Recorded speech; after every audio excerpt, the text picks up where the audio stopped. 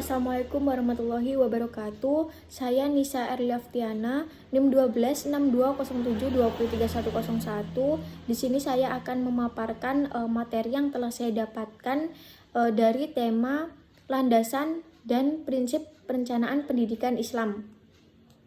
Jadi dalam perencanaan pendidikan Islam harus mempunyai landasan kemana semua kegiatan dan perumusan tujuan pendidikan Islam itu dihubungkan.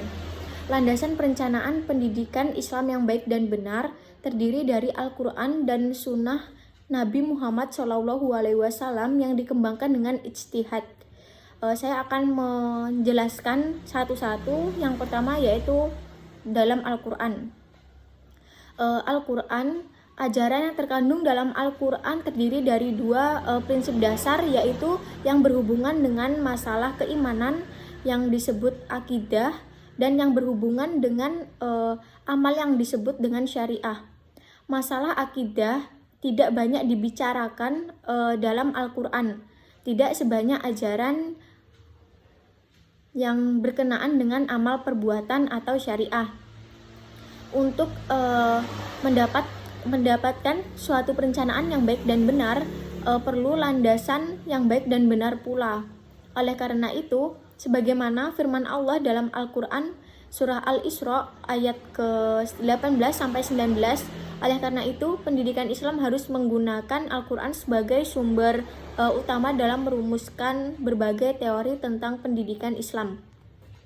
Yang selanjutnya, yang kedua yaitu As-Sunnah, dijadikan petunjuk untuk kemaslahatan hidup manusia dalam segala aspeknya, untuk membina umat menjadi manusia seutuhnya atau muslim yang bertakwa. Tentang kewajiban kita mentaati sunnah Rasul, Allah Subhanahu wa Ta'ala menegaskan dalam Al-Quran surat An-Nisa ayat 59. Kemudian yang ketiga yaitu ijtihad, haruslah dalam hal-hal yang berhubungan langsung dengan kebutuhan hidup di suatu tempat pada kondisi dan situasi tertentu.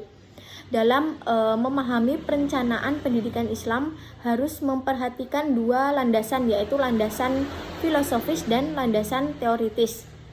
Kemudian yaitu perencanaan pendidikan mengenal prinsip-prinsip yang perlu menjadi pegangan baik dalam proses penyusunan rancangan maupun dalam proses implementasinya.